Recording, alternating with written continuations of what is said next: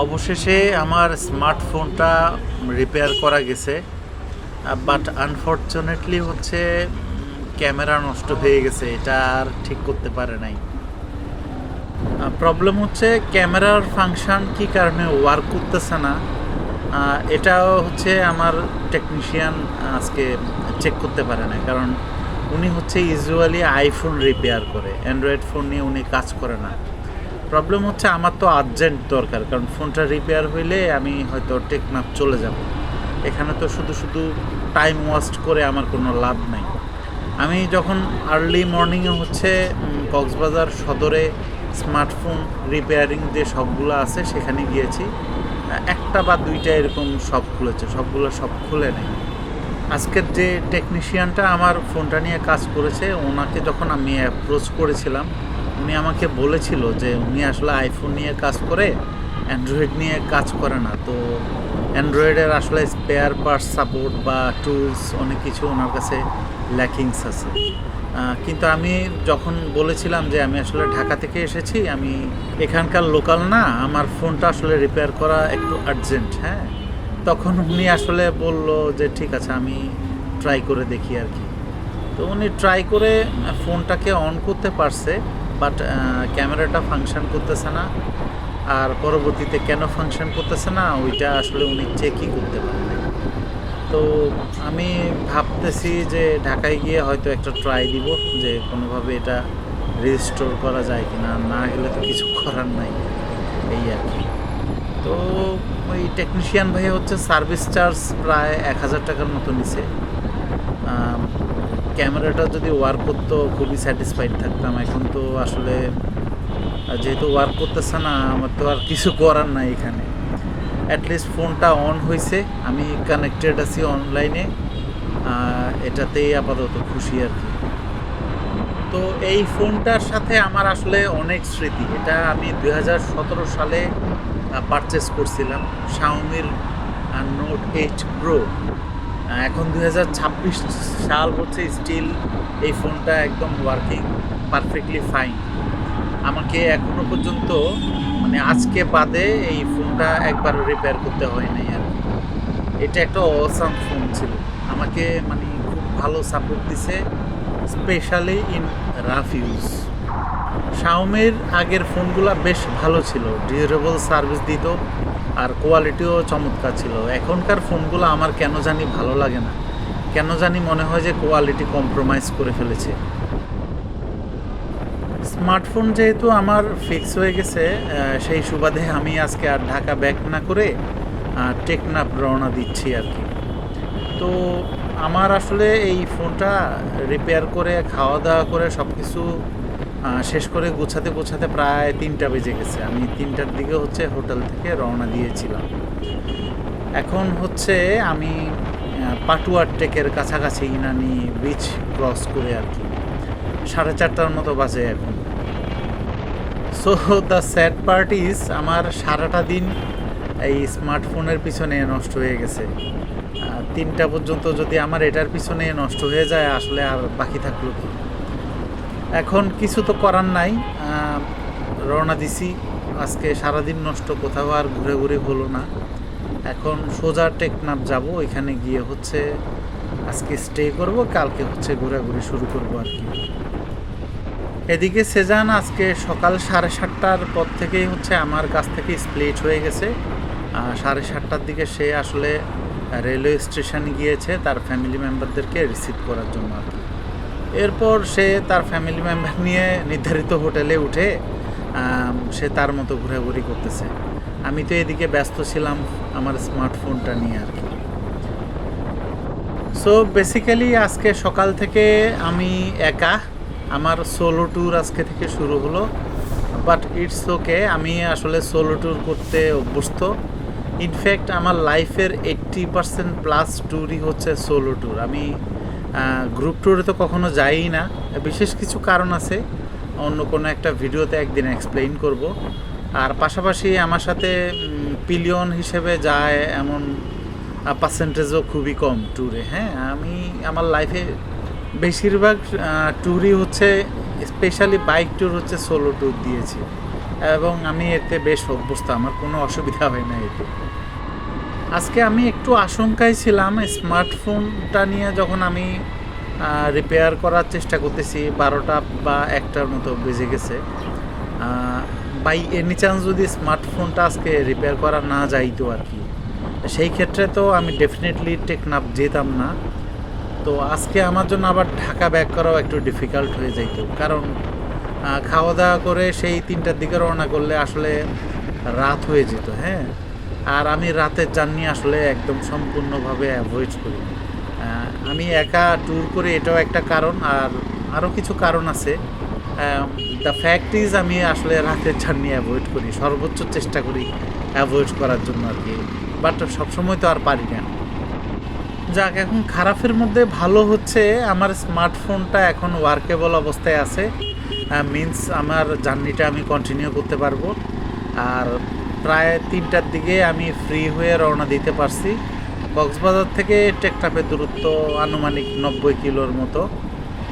এর আগে আমার একবার যাওয়া হয়েছিল টিভিএস মেট্রো প্লাস 110 সিসির বাইকটা নিয়ে। আমার তখন হচ্ছে 2 ঘন্টার মতো লাগছিল আর কি। 2 ঘন্টার মতো হয়তো লাগে না, বাট আমি তো এখানে সেখানে দাঁড়াই, একটু স্লো যাই, এই কারণে আসলে একটু এক্সট্রা টাইম লাগে। যেহেতু আমি কক্সবাজার থেকে 3টার দিকে রওনা দিছি, সেহেতু আমি এস্টিমেট করতেছি 5টার মধ্যে হচ্ছে আমি টেকনাফ শহরে পৌঁছে যাব আর কি। তো আমার সর্বোচ্চ চেষ্টা থাকবে সন্ধ্যার আগেই হচ্ছে আমি টেকনাফ শহরে পৌঁছে যাব, কারণ ওই দিকের অবস্থা কিন্তু তেমন একটা ভালো না। হ্যাঁ, সন্ধ্যার পরে সেফটি তো নাই, আর দিনে দুপুরেও হচ্ছে ডাকাতি অপহরণের মতো ইস্যু মাঝে মধ্যেই চোখে পড়ে।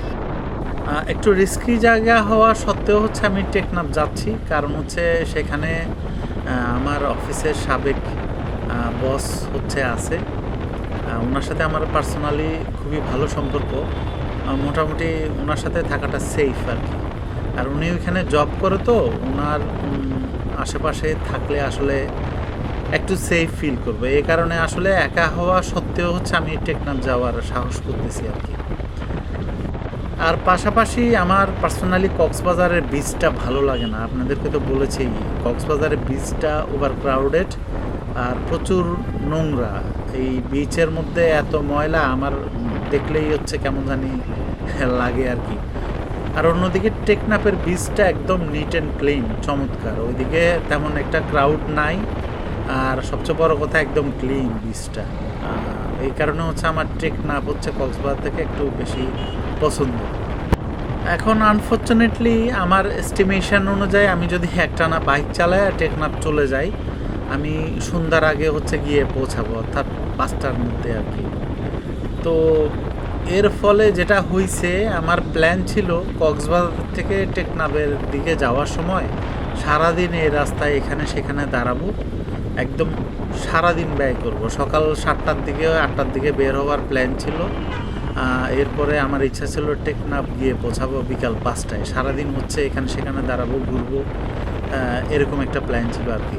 সেটা আর এক্সিকিউট করা যাইতেছে না আর কি। আবার ব্যাক করার সময় যে সেটা পারবো তাও না, ব্যাক করার সময় তো আমি আসলে টেকনাফ থেকে ডিরেক্ট ঢাকার দিকে চলে যাব। তো সেহেতু ঢাকার দিকে যেহেতু যাব, অনেক লম্বা একটা রুট, এখানে তো আর তখন টাইম ওয়েস্ট করলে আমার জন্য সন্ধ্যার আগে ঢাকার দিকে যাওয়া একটু ডিফিকাল্ট হয়ে যাবে।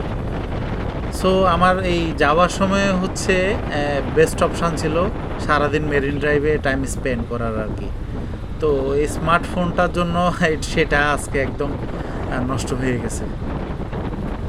এখন কিছু তো আর করার নাই, হ্যাঁ, যেটা হয়েছে সেটাকে মাইনে নিতে হবে, আর যা পাইতেছি সেটাতেই সুক্রিয়া থাকতে হবে আর কি। আর এমন না যে কক্সবাজার আর আসা হবে না আর কি। ইনশাল্লাহ আল্লাহ বাঁচায় রাখলে ভবিষ্যতে আবার কক্সবাজার আসবো, তখন এই মেরিন ড্রাইভ সড়কটাকে তখন খুব ভালোভাবে এক্সপ্লোর করবো আর কি ইনশাল্লাহ। তো আজকে আমি মোটামুটি একটু এক্সাইটেড, কারণ আমার সাবেক বসের সাথে দেখা হবে। ওনাকে আমি পার্সোনালি খুবই পছন্দ করি, উনি আমার লাইফের প্রথম জবের হচ্ছে বস। আমি তখন মাস্টার্সের স্টুডেন্ট ছিলাম আর কি, স্টুডেন্ট থাকা অবস্থায় ওই জবটা করছিলাম। উনি আমার বস ছিল ইমিডিয়েট।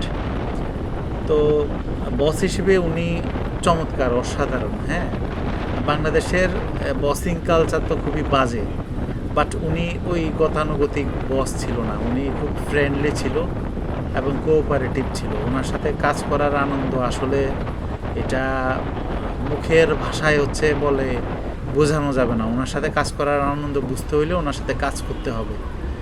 তো সঙ্গত কারণে আমি ওনাকে খুবই পছন্দ করি, উনিও সম্ভবত আমাকে পছন্দ করে। এই কারণে আমাদের জব ছেড়ে দেওয়ার পরও হচ্ছে ওনার সাথে আমার রিলেশানটা মেনটেন থাকে।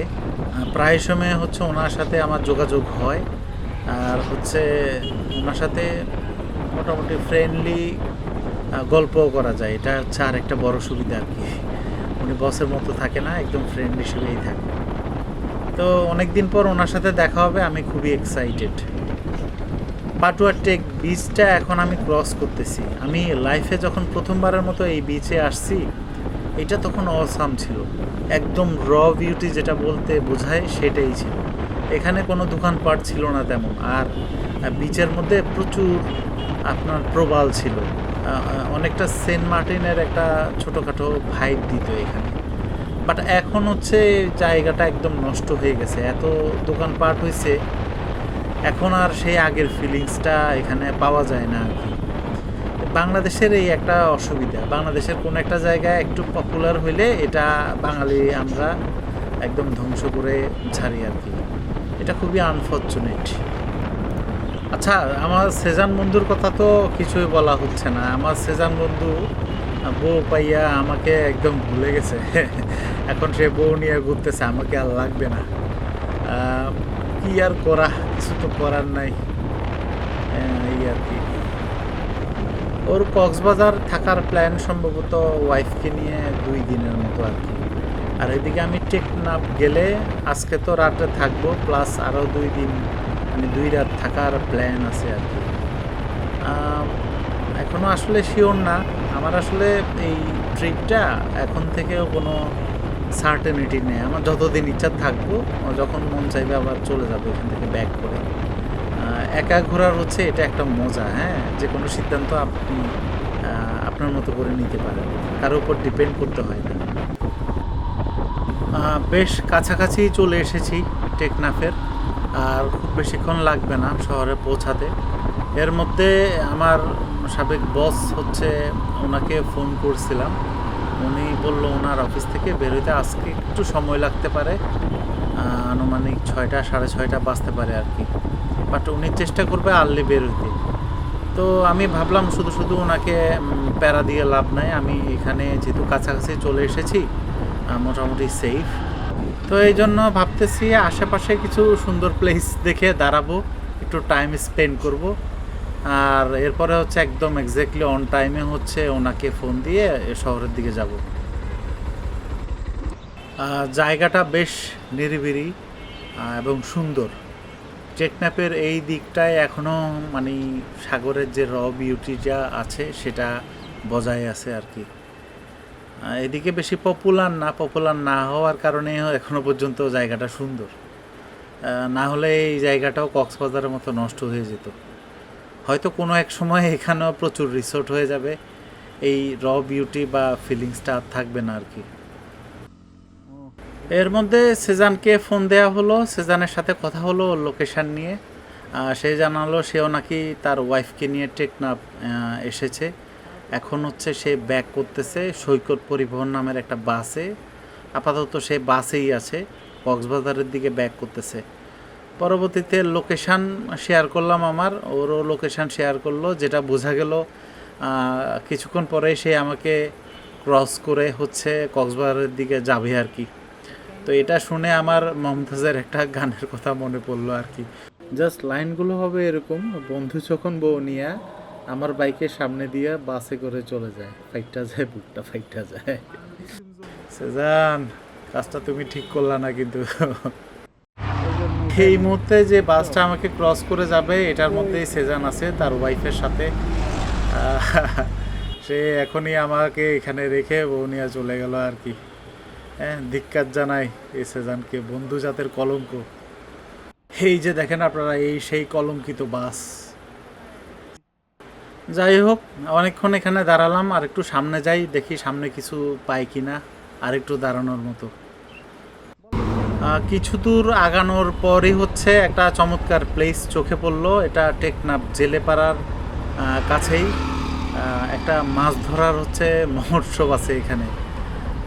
দেখি ভিতরে, আশা করতেছি বেশ ভালো সময় কাটবে। দেখে মনে হচ্ছে এটা মোটামুটি একটা পাইকারি আড়ত টাইপের আর কি। এখানে সম্ভবত মাছ কেনা বেচা হয়। সামনে নিশ্চয়ই মাছ ধরে আনার বোটগুলো থাকবে, কিছু তো চোখে পড়তেছেই। চমৎকার জায়গা এটা। ওইখানে ব্রিজের উপর না দাঁড়ায় এখানে চলে আসলে আর একটু বেশি সময় মনে এখানে থাকা যাইতো আর কি। বালির মধ্যে বাইক সাইড স্ট্যান্ডে রাখা একটা প্যারা। বালি খুব নরম হইলে বাইকটা পড়ে যাওয়ার সমূহ সম্ভাবনা থাকে, এই জন্য একটু শক্ত মাটি বা বালি দেখে হচ্ছে বাইকটা রাখতে হয়। সামনের জটলাটাতে বেশ ভালোই অ্যাক্টিভিটিস দেখা যাচ্ছে, সম্ভবত এখানে মাছ কেনা বেচা হয় আর কি।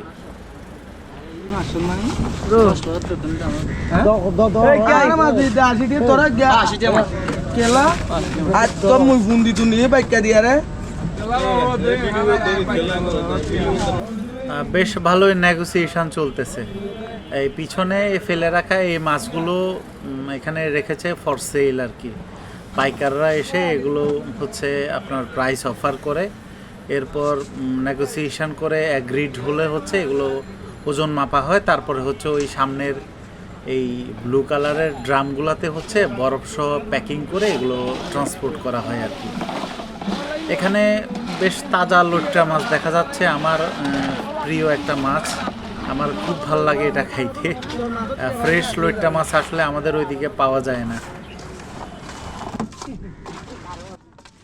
সামুদ্রিক সব মাছ তো আর আমি চিনি না, তো এই মাছটা কি আমি শিওর না, সম্ভবত এটা কাইক্কা মাছ বলে আর কি। বেশ ফ্রেশ, দেখতে ভালোই লাগতেছে। আমি কখনো কাইক্কা মাছ খাই নাই, কেমন টেস্ট জানা নাই আমার আর কি। তো এগুলা সেল হয়ে গেছে, এখন এগুলা বরফ দিয়ে প্যাক করা হচ্ছে আর কি। এর মধ্যে আরেকটা ভাইয়া কিছু মিক্সড মাছ নিয়ে আসলো, এগুলার নাম আসলে আমি জানি না কি মাছ, এগুলো সেল হয়ে গেছে।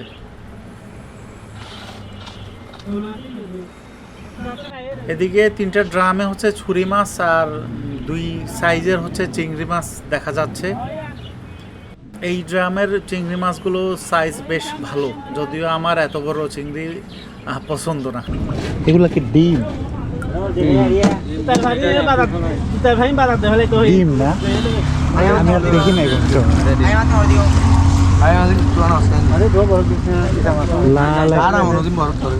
মাছ ডাল আলু আমি আল্লাহর কথা মারি না। এই বড় সাইজের চিংড়িগুলো আমি পছন্দ করি না বলে আসলে এগুলো নিয়ে আমার তেমন আইডিয়াও নাই, এই জন্য ডিম আগে কখনো দেখা হয় নাই। কি মাছ? আমি আসলে কাইক্কা মাছ নামেই চিনি, ওনারা এটাকে কুইট্টা মাছ বলে আর কি, ওই একই কথা।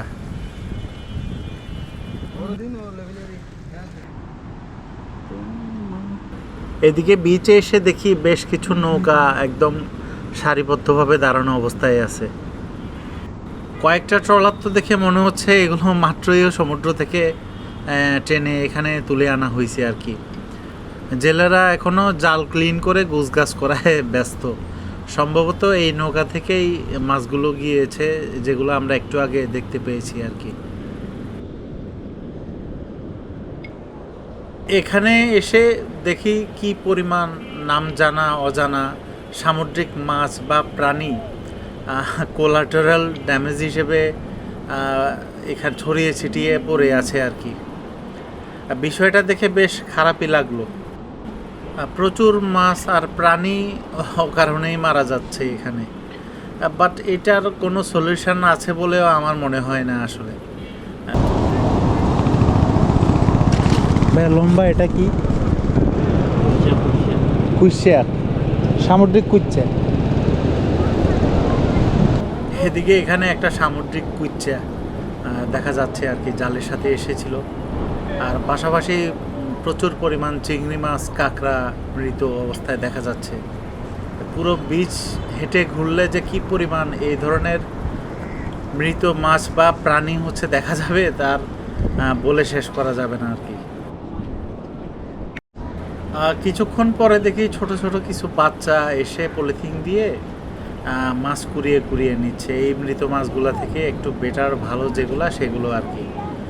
ওদেরকে জিজ্ঞেস করলাম যে ওরা এগুলা নিয়ে কি করবে, তো যতটুকু বুঝতে পারলাম এগুলা নিয়ে ওরা শুকিয়ে শুটকি বানাবে। এই শুটকি আপনারা খাবেন।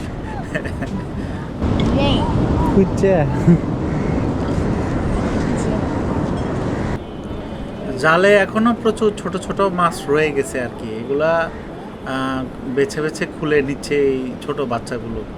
এগুলো আসলে এই শুটকি বানানোর জন্য নিয়ে যাওয়া হবে আর কি। এদিকে একটা ছোট্ট বাচ্চা আসলো তার বাবাকে হেল্প করার জন্য। সে দেখলাম বাসা থেকে তার আব্বার ফোনটা চার্জ করে নিয়ে আসছে, আর যাওয়ার সময় বেশ কিছু মাছ নিয়ে যাচ্ছে আর কি রাতে রান্নাবান্না করার জন্য। আমি বিষয়টা অনেকক্ষণ ধরে তাকিয়ে তাকিয়ে অবজার্ভ করলাম।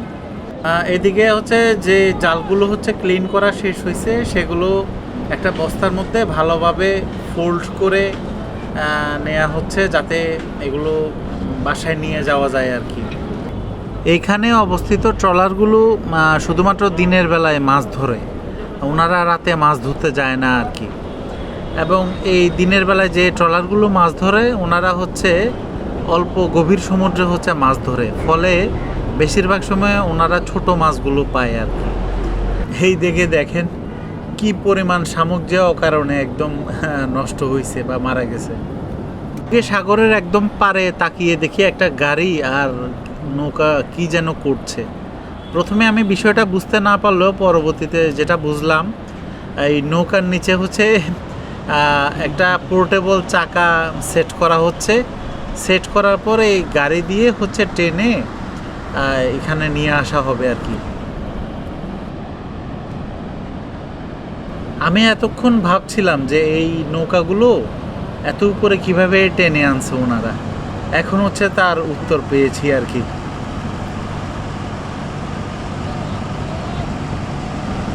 এই জিপটা মূলত ডেডিকেটেডলি এখানেই থাকে। এটার মূল কাজই হচ্ছে নৌকাগুলোকে এখন যেভাবে দেখতেছেন এভাবে হচ্ছে টেনে তুলে আনা আর হচ্ছে সমুদ্রে নিয়ে যাওয়া। বিষয়টা বেশ ইন্টারেস্টিং।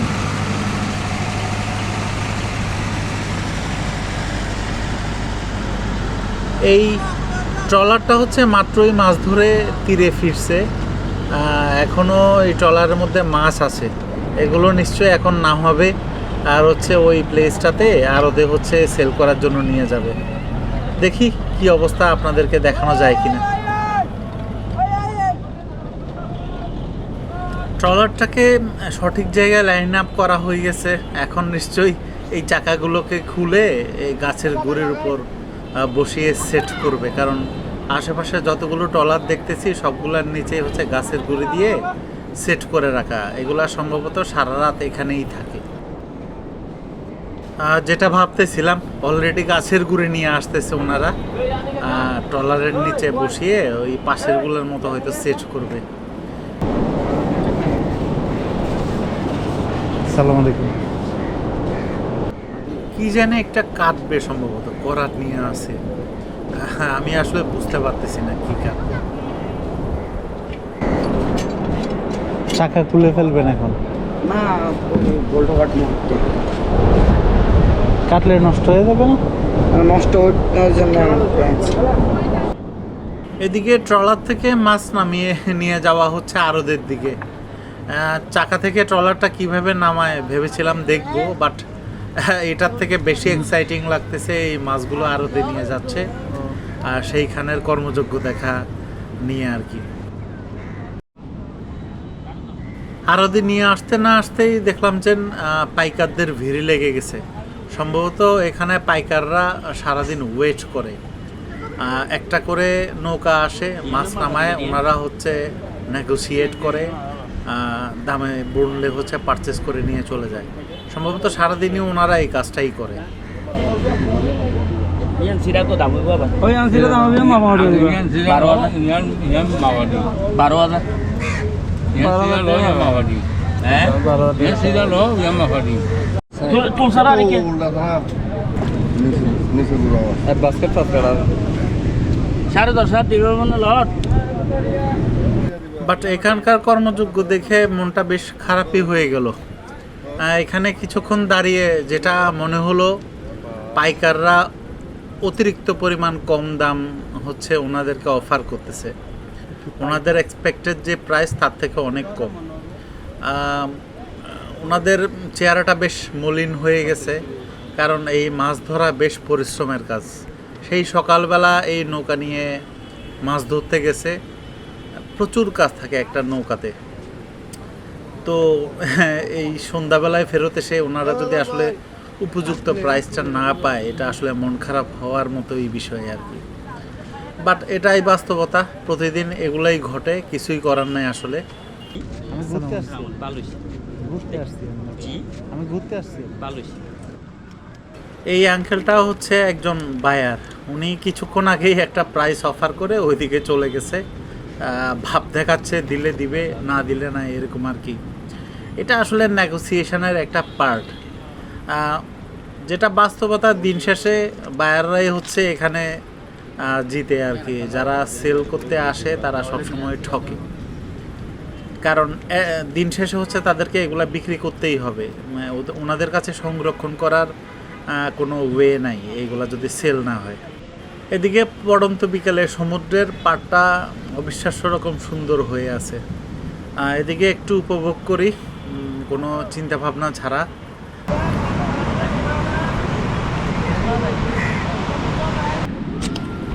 বসের সাথে হচ্ছে আমার কথা হয়েছে একটু আগে ফোনে। উনি আমাকে জানালো যে ওনার অফিসের কাজ মোটামুটি শেষ হয়ে আসছে, একটু পরেই উনি ব্যাক করবে বাসায়। তো এখানে আর অপেক্ষা করব না, অনেকক্ষণই এখানে দাঁড়িয়ে সব কিছু দেখলাম। আর টেকনাফ থাকলে তো আবার আসতে পারবোই। আপাতত যাই, ওনার সাথে দেখা করি। এদিকে সন্ধ্যাও হয়ে যাচ্ছে।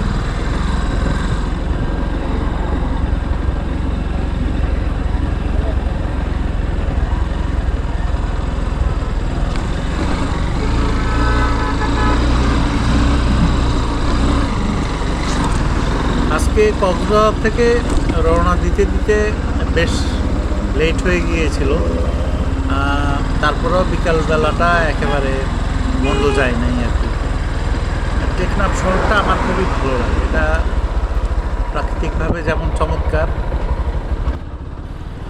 নিরিবিলি একা একা হচ্ছে সময় কাটানোর জন্য প্রচুর অপশান আছে, অন্তত আমার মতে আর কি।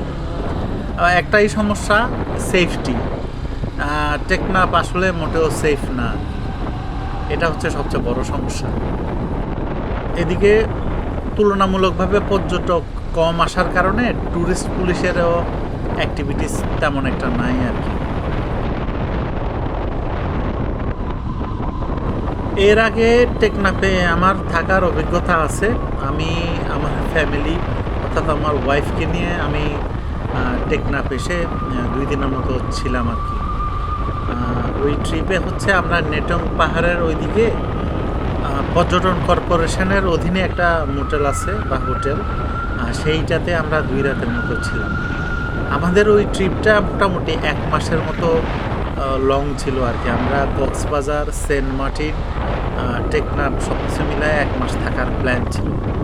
বাট শেষ পর্যন্ত আমরা সম্ভবত প্রায় 17 দিনের মতো থাকতে পারছি আর কি। ঘূর্ণিঝড়ের কারণে আসলে এরপরে থাকা হয়নি। তো সেইবার হচ্ছে আমরা টেকনাফে ওইখানে ছিলাম 2 দিনের মতো। বেশ উপভোগ করছি ওই ট্রিপটা। তখন কিন্তু রোহিঙ্গাদের যে সমস্যাটা এখন আছে, তখন কিন্তু সেটা ছিল না। আর পাশাপাশি এখন কিন্তু বেশ অপহরণের ঘটনা শোনা যায় টেকনাফের এই নেটং পাহাড়ে। তখন এই ধরনের কোনো ইনসিডেন্ট ছিল না আর কি। তখন এই জন্য সাহস করে ছিলাম ফ্যামিলি সহ। বাট ফ্যামিলি সহ থাকার কারণে মানে অনেক যে ঘোরাঘুরি করতে পারছি তা না। বাইক নিয়ে যত ইজিলি এখানে সেখানে যাওয়া যায়, বাইক ছাড়া কিন্তু আসলে অত ইজি না, ডিফিকাল্ট। তো সেবার আমরা জাস্ট শহর কেন্দ্রিক একটু ঘোরাঘুরি করছি আর বিচে হচ্ছে আসছিলাম আর কি। তো এবার প্ল্যান হচ্ছে যেহেতু বাইক আছে আমি শাহপরীর দ্বীপের দিকে যাব আর ওই দিকের আনাচে কানাচে যতটুকু সম্ভব ঘোরাঘুরি করব। মেরিন ড্রাইভ থেকে টেকনাফের ইন্টারনাল রাস্তায় ঢুকে গেছি। স্ক্রিনে আমার সদ্য অপারেটকৃত স্মার্টফোনটা দেখা যাচ্ছে। গ্লু করে হচ্ছে রাবার লাগাই দিছিল, এখনও সেটা খোলা হয় নাই আর কি। গুগল ম্যাপ দিয়েছি কারণ আমি টেকনাফের সব কিছু ভালোভাবে চিনি না। আমাকে আমার বস যে লোকেশনটা দিছে ওইখানে আসলে গিয়ে পৌঁছাতে হবে আর কি। তো আমার বসের নাম হচ্ছে আবু বক্কর সিদ্দিক। ওনাকে আসলে আমি ভাই বলে ডাকি আর কি। তো উনি আমার খুবই ক্লোজ, আমার ওনাকে পার্সোনালি খুবই ভালো লাগে। মানুষ হিসেবে উনি অসাধারণ, খুবই সহজ সরল। হয়েছে আমার অসুস্থ মোবাইলটা আবার অ্যাক্সিডেন্ট করছে। এটা লিটারেলি এখান থেকে পড়ে গেছে। হয়েছে কি, রাবার দিয়ে ওই লাগানোর কারণে এটা বেশ উঁচু হয়ে আসছিল। এ কারণে হচ্ছে মোবাইল হোল্ডারটাতে আমি অনেক টাইট করে হচ্ছে লাগাইতে পারি নাই আর কি। একটু লুজ ছিল সম্ভবত, আর এমনও হতে পারে আমি আসলে অনেক জোরে টাইট করে লাগাই নাই। আলহামদুলিল্লাহ এই ফোন এখনও শ্বাস প্রশ্বাস নিতেছে, বাইচে আছে। এটা একটা লিটারেলি লিজেন্ডারি ফোন। এইটা যে আমার বাইক থেকে কতবার পড়ছে, হাত থেকে কতবার পড়ছে, এইটা আমি আপনাদেরকে বলে শেষ করতে পারবো না। বাট বেশ ভালো ফোন এটা। 2017-তে এই ফোনটা আমি কিনছি, প্রায় 8 থেকে 9 বছর হয়েছে টানা। মানে এটা আমার কাছে অবিশ্বাস্য লাগে। আমার এখনও পর্যন্ত ব্যাটারি পর্যন্ত চেঞ্জ করতে হয় নাই। আমি এই ফোনটা চাইনিজ ভেরিয়েন্ট কিনছিলাম, কারণ আমার একটা বিশ্বাস হচ্ছে চাইনিজ ভেরিয়েন্টের build quality much better than Indian and Bangladeshi variant, এবং এটা প্রমাণটা আমি আসলে হাতে নাতে দেখতেছি। আর আরেকটা বিষয় হচ্ছে তখনকার এই ফোনগুলোর হচ্ছে বিল্ড কোয়ালিটি অসাধারণ ছিল শাওমির। ইদানিং হচ্ছে প্রাইস অনেক বাড়ছে, বাট বিল্ড কোয়ালিটি খুব খারাপ হয়ে গেছে।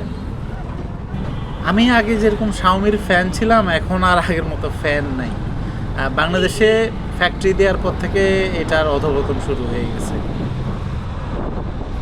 বাট এটা কোনো কথা বলেন, আজকে সকালে এই ফোনটাকে কোমা থেকে ফিরাই আনছি, আর এর মধ্যে হচ্ছে 3-4 ঘন্টা যেতে না যাইতেই এটাকে আবার হাত পা ভাঙার অবস্থা হয়ে গেছে। আল্লাহর রহমতে হচ্ছে ফোনের কিছু হয় নাই, গ্লাস ভাঙে নাই, আর শুধু টেম্পার গ্লাসটা একটু হালকা ড্যামেজ হয়েছে, জাস্ট টেম্পার গ্লাস, আর কোনো কিছু হয় নাই। আমি চেক করছি, আলহামদুলিল্লাহ। অবশ্যই আবার বলতে হবে। এই জায়গায় জ্যাম লেগে গেছে। জ্যামের কারণ হচ্ছে একটু পরেই আপনারা দেখতে পাবেন।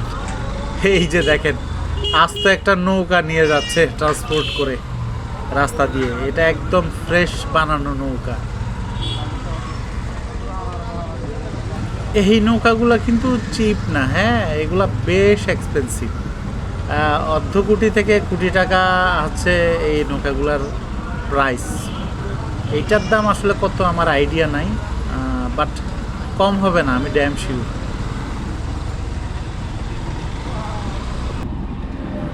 অনেকক্ষণ ধরে এই নৌকাটার পিছনে আটকাই আছি, ওভারটেক করতে পারতেছি না। ফাইনালি হচ্ছে এটা ওভারটেক করতে পারলাম আর কি। আর আমিও সম্ভবত চলে এসেছি শহরের কাছাকাছি, আর হয়তো 3-4 বা 5 মিনিট লাগতে পারে আর কি।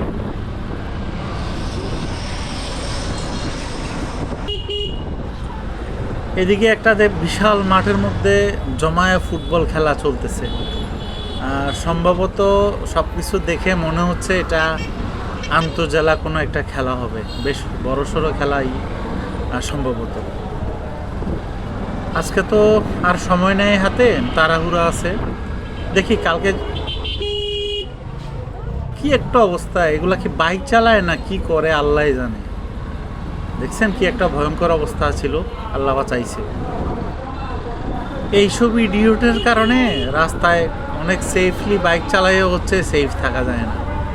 আপনারা দেখেন আমার ভিডিওগুলো, আমি ঢাকা থেকে আসছি, মোটামুটি কোথাও কিন্তু রাফ চালানোর ভিডিও নাই, আমি রাফ চালাই না।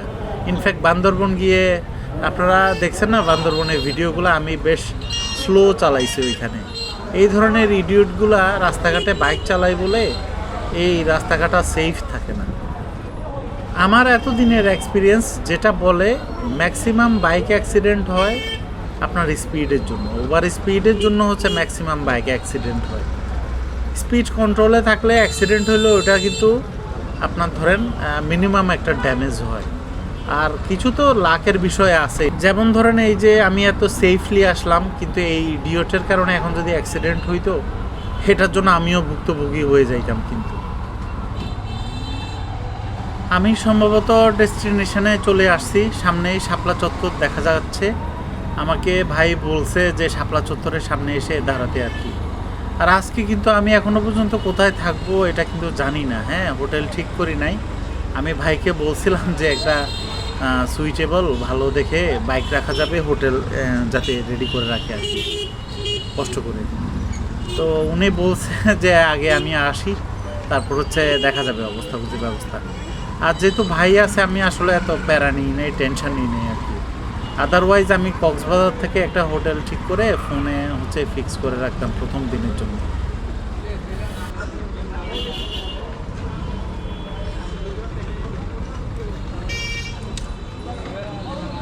প্রায় 5 মিনিটের মতো অপেক্ষা করার পর ফাইনালি ভাইয়ের দেখা পাওয়া গেল আর কি, সামনে নিচে দেখা যাচ্ছে।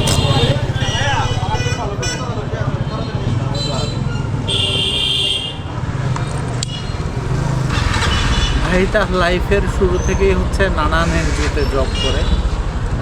এখানে টেকনাফে ওনার পোস্টিংও একটা এনজিওর অধীনে আর কি, একটা প্রজেক্টের সম্ভবত উনি দায়িত্বে আছেন টেকনাফে। সম্ভবত উনি প্রায় 2-3 বছর হয়ে গেছে পোস্টিং, অনেক দিন এখানেই আছে। কি বলেন আপনি? দেখে দিব?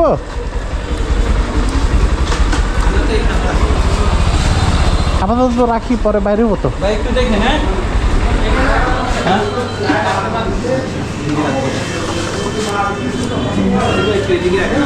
আমার আজকে ফোন নষ্ট, ওই কক্সবাজারে বলতেছি, কক্সবাজারে ঠিক করছি কিন্তু ক্যামেরা কাজ করে না। দামি ফোন বাবা, কি দামি ফোন? ওই যে আইফোন দেখছিলাম, ওইটা নাই, ওইটা বিক্রি করে দিছি। ভালো করছেন, সব মিঠাই বিক্রি করে দিচ্ছেন। তাহলে মারবো? মারা দরকার, মারলে ভালো।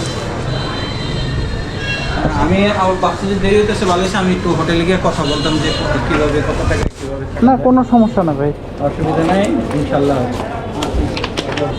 ট্রাভেলার জটিল, হ্যাঁ বিশাল ব্যাগ ভাই, এটার ওজন প্রচুর। ব্যাগ তো আমি বান্ধে ফেলি বুঝছেন, ওই অল্প দূরত্ব তো এই জন্য বান্ধি নাই। আপনার সাথে যোগাযোগ করি নাই, কারণ হলো আপনার সাথে ট্রাভেল করবো চিন্তা ছিল, পরে আপনি যেহেতু এটা দিয়ে ট্রাভেল করেন ডরে আমি আর যোগাযোগ। আমি তো ভাই বহু আজকে আচ্ছা গল্প করবো, বিশাল টাইম, অনেক টাইম আছে। আগে আপনাকে খাওয়া দাওয়া করেন নাই তো মনে হয়? আমি হালকা খাইছি। হালকা খিদা লাগছে না ভাই? আচ্ছা ঠিক আছে, খাবো না, আসি তো। ঠিক আছে, অসুবিধা নেই, একটু ভালোভাবে আটকান। আমি আপনারা ফোন দিছি এক কারণে, ফোন হয়তো দিতামও না, মানে আমি দিকে শুনছি কিডন্যাপ হয়, চিন্তাই হয়, তো আমি তো আবার একা ঘুরি বুঝছেন। মানে কি নাম বিশেষ করে ঈদ তেহারে যখন আবার পুজো আসছে, হ্যাঁ হ্যাঁ, তো ভাবলাম আপনাকে জিজ্ঞেস করি। বাইকার আমার সেফটি হলে যে কোনো হোটেলে উঠে যায়। ভাইয়ের ফ্যামিলি হচ্ছে ঢাকায় থাকে, এখানে হচ্ছে চাকরির জন্য একাই থাকে আর কি। এই জন্য আলাদা কোনো ফ্ল্যাট বাসা না নিয়ে এই হোটেলের একটা রুম হচ্ছে উনি মান্থলি রেন্টের ভিত্তিতে ভাড়া নিয়ে নিছে আর কি। রুমগুলা ফার্নিশড হওয়াতে ওনার জন্য বেশ সুবিধাজনক হয়েছে আর কি, এই জন্যই নিছে। এটা আপনার বাসা? হ্যাঁ, এটাই আমার বাসা। ভিডিওটা আজকে আর বাড়াবো না, এখানেই শেষ করে দিব আজকের জন্য। আল্লাহ হাফেজ, সবাই দোয়া করবেন আমার জন্য। আসসালামু আলাইকুম। করোড়পতি না, কন্টেন্ট ছেড়ে দিন এটা একটু